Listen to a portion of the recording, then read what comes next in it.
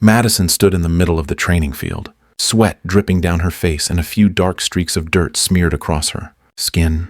Her body was marked with bruises, the kind you couldn't hide no matter how hard you tried. The scars on her neck and arms weren't from this training session. They were from something far worse. She had been through more than most people could imagine, but that didn't seem to matter here. Not to these new recruits. Not to Denny Marks. Denny was the kind of guy who liked to make a statement. He puffed out his chest, grinning like he was trying to get the attention of the whole unit. He couldn't have been more than 20, probably fresh out of basic training, eager to prove himself. His words cut through the air like a blade as he turned toward Madison, his voice loud enough for the entire squad to hear. "Nice bruises, princess. Didn't know boot camp had a spa day." His laughter echoed across the field. Some of the others joined in, chuckling nervously. A few eyes darted away, not wanting to get caught in the middle of what was clearly a power play. But most of the men seemed amused. They didn't know her story, didn't know the pain she'd endured, the people she had lost. They saw a woman, still standing, still in the fight. But all they saw were the bruises and the bloodstains. They didn't see the warrior beneath. Madison didn't flinch. She didn't react at all. Her eyes stayed locked straight ahead, her shoulders squared, her jaw set. She could feel the weight of their stares, the whispers behind her back, but she didn't let it show. Every single bruise, every scar was a testament to something far bigger than their mockery. Denny wasn't done. His next words dripped with contempt. "How many push-ups does it take to snap a wrist? Sarge," he continued, a mocking grin spreading across his face. "Or did you just trip over your own ego?" He thought he had the upper hand. He didn't know the first thing about her. He couldn't know. The others had no idea either. But Madison had learned long ago that there were battles you fought with your fists, and there were battles you fought with silence. And today, silence was her weapon. General Rock stood off to the side, arms crossed, observing the scene unfold. His expression was unreadable, but his eyes flickered with something more than just curiosity. He wasn't one to intervene unless it was necessary, but he knew exactly what was happening here. Denny's challenge wasn't just about making Madison look weak. It was about testing her, seeing if she'd break. But she wouldn't. Not today. Not ever. The tension in the air thickened, as though everyone on the field was holding their breath, waiting for something to happen. Would she respond? Would she snap and put this cocky kid in his place, or would she stay silent, as she always had? The question hung over the group like a cloud. But still, she didn't move. Madison stood there, her body bruised, her spirit unbroken. Her eyes didn't blink, didn't even waver. And as the seconds stretched into an eternity, she made a quiet, unspoken promise to herself.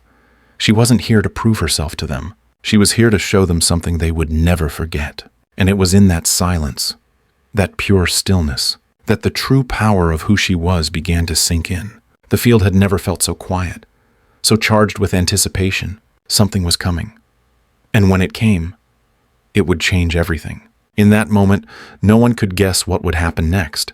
They had no idea just how far Madison would go. But one thing was certain: whatever happened next, they would never look at her the same way again. The air on the training field grew heavy with tension. Denny stood, chest puffed out, waiting for Madison to snap. He was sure she'd break under the pressure, that she'd finally react to the mockery. But Madison didn't move, didn't give him the satisfaction of a response. She stood there, silent, her eyes unwavering, her face set in a quiet resolve. But before Denny could continue his taunts, a deep, commanding voice broke through the tension. General Rock's voice was firm, like the strike of a hammer. "That's enough. Denny," he said, stepping forward, his boots thudding against the dirt with each step. He stood tall, arms crossed, his eyes locked on Denny. The entire squad turned to look, caught off guard by the sudden interruption. Denny's smirk faltered as he glanced up at the general. But he didn't back down. What's the problem? Sir, just having a little fun with our Sarge here."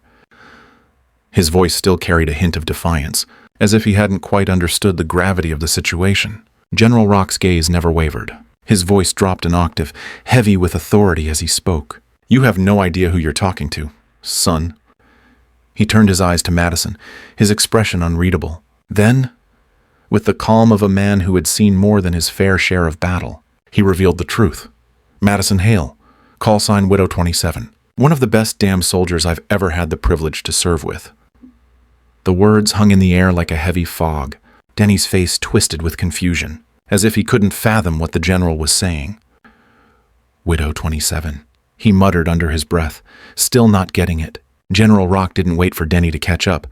Operation Black Veil. Madison led a 5-man recon team behind enemy lines. 4 of them didn't make it back. She carried the 5th one, barely alive, through 8 miles of jungle, under constant fire, with 2 fractured ribs and a bullet in her thigh. He took a step closer to Denny, lowering his voice so only the soldiers could hear. She didn't just survive. She brought that man home, and she did it while you were back here, probably getting your first taste of real training. The squad went quiet. The snickers from before faded into uncomfortable silence. Denny's mouth went dry, his grin evaporating as he realized the weight of his mistake. He had mocked a woman who had stared death in the face, who had walked through hell and came back standing. The truth hit him hard, and the rest of the squad could feel it too. They all looked at Madison differently now, not just as a fellow soldier, but as someone who had earned her place in a way they couldn't even begin to comprehend. Madison remained still, her face impassive, her eyes fixed straight ahead. She didn't take pleasure in the reaction, nor did she feel vindicated. She didn't need to. Her silence spoke louder than any words ever could. She wasn't here to prove herself to them. She was here to lead, to show them what true strength looked like. General Rock let the silence stretch for a moment before speaking again. You don't get to disrespect a legend. Denny, not here, not under my watch. His words were like a final, undeniable statement, a truth that hung in the air, heavy and unspoken. Denny, his shoulders sagging, looked away, unable to meet the eyes of the soldiers who now knew what kind of person he had mocked. He had crossed a line he couldn't uncross. Madison's stillness was not arrogance, nor was it pride.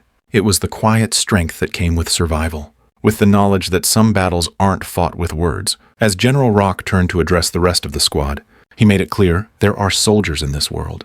And then there are legends. You've got one standing right in front of you, and you didn't even know it. The field was silent as the squad processed the weight of Rock's words. Some of them shifted uncomfortably. A few avoided Madison's gaze, but all of them were now acutely aware of her strength, and they knew that things would never be the same. Not for Denny, not for anyone. For Madison, the revelation wasn't about winning or losing. It was about something far more important: respect earned through blood, sweat, and sacrifice. And in that moment, everyone on the field understood what it truly meant to be a soldier. Madison sat quietly in the mess hall, her tray of food untouched in front of her. The low hum of conversation surrounded her, but she felt distant from it all. The laughter of the others, the banter, the camaraderie, it all felt like it belonged to someone else. They didn't know her. They didn't know what it had cost her to be here. Her mind drifted back to the days when she had first been injured, to the moments she would rather forget, but knew she could never. The pain had been unbearable at times, the kind that made her question whether she would ever walk again. And yet, she had kept fighting. She had kept pushing through each day, every session of physical therapy, every agonizing moment that felt like it was going to break her. But it didn't. She didn't let it. She couldn't. Not after everything she had been through. Madison's mind wandered back to the operation that had earned her the nickname Widow27. Operation Black Veil had been a mission like no other. It had started as a routine recon, but things had gone south quickly. They'd been ambushed, and the 5-man team had been caught in a deadly firefight. She had watched her comrades fall one by one, each one a blow to her heart. But the mission had to go on. It had to. She wasn't going to leave anyone behind. Carrying her injured team member through the jungle, dodging enemy fire. Her body had felt like it was shutting down, but her mind had never been clearer. Every step had been agony, but it was a kind of agony that spurred her on. When she finally made it to safety, her body was broken. The mission was a success, but she had paid a heavy price. 2 fractured ribs, a bullet lodged in her thigh. Her body was a patchwork of injuries, but she had done what was needed, and that's what mattered. The doctors had told her it would be months before she would walk properly. Again. They had told her she might never be able to fight again. But Madison wasn't one to listen to people who told her what she couldn't do. She didn't need a doctor's approval to get back in the game. She needed something more, the fire in her gut that told her she had a job to finish, that her story wasn't over yet. Rehabilitation had been the hardest part. The pain was intense, sometimes overwhelming. Every morning, she had woken up to soreness, to stiffness, to the sound of her own body screaming at her to stop. But she hadn't stopped. She couldn't, because stopping meant accepting defeat, and that wasn't in her vocabulary. The first few months had been a blur. There were days when she could barely move, let alone train. But each day, the recovery came in small increments. A stretch here, a lift there.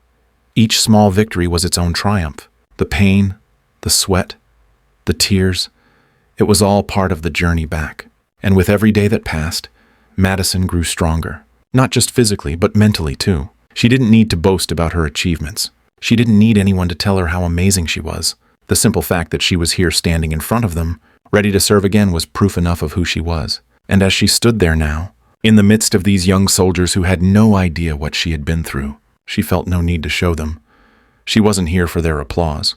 She wasn't here for anyone's respect. She was here because this was where she belonged. And slowly, very slowly, the others began to see it. They started to notice the quiet strength she carried with her, the way she didn't demand attention, but somehow always commanded it. It wasn't in her words. It wasn't in her actions either. It was in the way she carried herself with purpose, with integrity, with an unwavering commitment to the mission. It was in the scars that told a story of survival, of loss, of victory against all odds. Madison wasn't a loud leader. She didn't bark orders. She didn't need to. The respect she earned came from her presence, from what she had been through, and what she was still willing to endure. The young recruits, the ones who had once laughed at her bruises, were now looking at her differently. They weren't mocking her anymore. There was respect in their eyes now, and that was all she needed. Madison wasn't here to prove a point to anyone. She didn't need to make a grand speech or show off her accomplishments. Her true strength was quiet, humble. It was in the fact that she kept going when everyone else might have stopped. It was in the way she carried herself through the hardest of days, never letting the weight of the world break her spirit. She wasn't here to be a hero. She was here because that's what real soldiers did. They came back, no matter how broken they were, because they knew the fight wasn't over. As the squad continued to eat their meals in silence, Madison couldn't help but feel a shift. She didn't need their approval, but she could feel the respect growing between them. They saw her for what she truly was, a leader, not because she asked for it, but because she had earned it. And that was enough for her. Madison didn't need to explain herself. Her journey spoke for her. Her actions spoke louder than any words ever could. And as she sat there, surrounded by the quiet hum of the mess hall, she knew one thing for sure: the mission wasn't over yet, and she was ready for whatever came next. The air in the mess hall was heavy with silence. Denny sat at the far end of the table, his head lowered, the weight of his earlier actions settling on his shoulders. General Rock's words still echoed in his mind, each one a stark reminder of how far he had gone in disrespecting someone who had earned far more than his mockery. The reality of the situation hit him like a brick. He had challenged Madison in front of everyone, not knowing the depths of her strength, not understanding the kind of soldier she was. And now, because of his ignorance, he was the one who had to face the consequences. General Rock had made it clear Denny wasn't fit to remain in the unit. He had violated the one rule that couldn't be ignored: respect. The general didn't need to say anything more. Denny had already been dismissed, his pride crushed under the weight of the truth. The entire squad watched him go, no one daring to speak. As he left the room, shoulders slumped and eyes cast down, the tension didn't dissolve. Instead, it transformed into something else. It was the beginning of a change. Madison hadn't moved. She hadn't reacted when Denny left. But everyone in the room could feel the shift in the atmosphere. It wasn't about the moment of triumph. It was about something deeper. She hadn't needed to say a word. General Rock's words had been enough. But it was in that silence that the respect she had earned, the respect that had been denied to her earlier, began to grow. It wasn't given by a few words. It was built in real, quiet moments like this. The squad had watched the whole scene unfold. The younger soldiers, the ones who had laughed at her just hours before, now sat in hushed contemplation. No one spoke. The laughter had stopped, and in its place, a sense of quiet admiration had taken hold. They were starting to understand what had been wrong about their behavior. They had witnessed the strength, the silent resilience of someone who didn't need to prove anything to anyone. But the moment that really broke the silence came when one of the newer recruits leaned forward, his voice barely above a whisper. "Why Widow27?" he asked, his eyes flicking from Madison to the others, unsure if the question was even appropriate.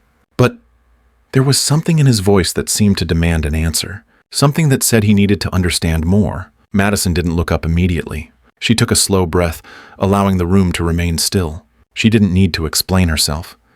She had nothing to prove to any of them. But something in that moment, in that question, made her speak. And when she finally did, her voice was calm, steady, not heavy with emotion, but with quiet strength. "Because I've buried 26 of my team," she said, her words hanging in the air. "I'm number 27. The room fell completely silent. It was as if the very breath had been sucked out of the space, and for a long moment, no one moved. Madison's words hung heavy between them, like an unspoken truth that they hadn't been ready to hear. The gravity of her statement, the weight of the lives she had lost, was a realization none of them had truly understood until that moment. She wasn't just a survivor, she was the last one standing. As the silence stretched on, Madison picked up her fork, as if nothing had changed. But the others couldn't shake the look in her eyes. She wasn't asking for pity or for their respect. She wasn't trying to elicit some kind of dramatic response. What she had said wasn't about them. It was about her journey, the price she had paid, and the burden she still carried. She had given everything for the mission, for the ones who hadn't made it back. The others could feel the weight of that sacrifice, even if they hadn't truly understood it before. It was in that quiet moment that the real shift took place. The respect that had been earned not through words, but through action was finally acknowledged. The others, once skeptical and dismissive, now understood that true strength wasn't loud or flashy. It wasn't something you flaunted for attention. It was something you carried with you, quietly, day by day. And Madison had carried it every single day of her life. One by one, the soldiers in the room began to shift, no longer avoiding her gaze. They didn't need to apologize. They didn't need to say anything. But the respect was there, unspoken but undeniable. It was the kind of respect that couldn't be demanded or forced. It had to be earned. And Madison had earned it not by asking for it, but by simply being who she was. The room wasn't the same anymore. The change had been small at first, just a quiet shift in how they saw her. But over time, it would grow. The soldiers in that room would remember this moment, this quiet act of leadership, when they thought about Madison Hail. They would remember that true strength wasn't about being the loudest, or the fastest, or the strongest. It was about being the one who kept going, no matter the odds, no matter the cost. And as the meal continued, with the tension finally broken, Madison sat at the table surrounded by those who, just hours ago, had mocked her. Now, they were looking at her differently, not with pity or sympathy, but with respect. It wasn't a loud, dramatic change. It was quiet. It was earned. It was the power of true leadership. Madison sat alone in the quiet corner of the mess hall, her meal forgotten in front of her. The chatter around her had softened, and the usual clatter of trays and silverware felt distant. For the first time in a long while, she allowed herself a moment of reflection. The day had been long, filled with tension and the quiet exchange of respect that had taken place, without a single word being spoken. It was enough to make her pause and think about the path that had led her here. She hadn't always been this way. When she first enlisted, she was eager to prove herself, eager to show the world that she could be just as tough, just as capable as any man. But the years had taught her something far more valuable. That true strength wasn't about making noise, about shouting your accomplishments from the rooftops. It wasn't about forcing others to recognize you. It was about showing up, doing your job, and earning the respect of those around you. Not through words, but through action. Madison knew the truth now, more than ever. Her strength wasn't in the flashy feats of heroism or the big moments that would make headlines. It was in the quiet resilience, the ability to get back up after falling, to keep going when everything inside told her to stop. It was in the willingness to sacrifice, to do the hard things when no one was watching, and to keep moving forward despite the weight of the world pressing down on her. She thought back to the darkest moments, the ones when she wasn't sure if she would ever walk again, let alone return to the field. The doctors had told her to rest, to take time off, to accept her injuries, but she hadn't. She couldn't, because she knew that if she didn't return, if she didn't keep fighting, then the ones she had lost, the ones she had carried through that jungle, would have been forgotten. She owed it to them, to herself, to keep going. Madison wasn't a hero. She wasn't here for the medals or the recognition. She had no interest in accolades or praise. What mattered to her was the mission. It always had been. That was the heart of who she was. It wasn't about fame or glory. It was about something deeper, something more fundamental. It was about being there when others needed you, about being the one who didn't quit when the odds were stacked against you. The soldiers in the room, the ones who had mocked her before, now saw her in a different light. They didn't see a woman who had to prove herself. They saw a leader, a soldier who had been through hell and still showed up. They saw the scars on her body and knew they weren't just physical. Those scars were a testament to the battles she had fought, the lives she had saved, and the strength it had taken to keep moving forward. And that was the respect she had earned. Not by asking for it, but by living it. Madison didn't need to say a word. She didn't need to stand on a podium and deliver some grand speech. She knew that the most powerful messages were the ones delivered quietly, through actions rather than words. Her leadership wasn't about barking orders or demanding attention. It was about being the kind of person who others could rely on, who they could trust, not because she asked them to, but because she had proven herself time and time again. She looked around the mess hall, her eyes resting on the young recruits who now sat in quiet reflection. They weren't looking at her with pity anymore.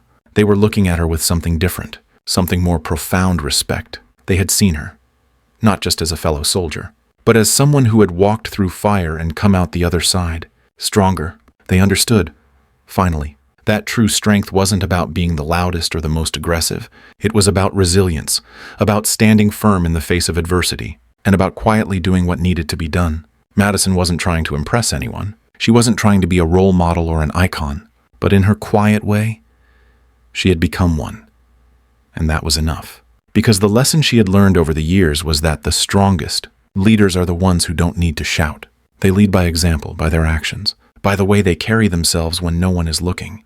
As she finished her meal, she allowed herself a small, quiet smile. It wasn't a smile of pride or satisfaction. It was the smile of someone who knew she had done her job. She had stayed true to herself, stayed true to the mission, and in doing so, had earned the one thing that mattered most, respect. And as she stood up and walked out of the mess hall, she knew that her journey wasn't over yet.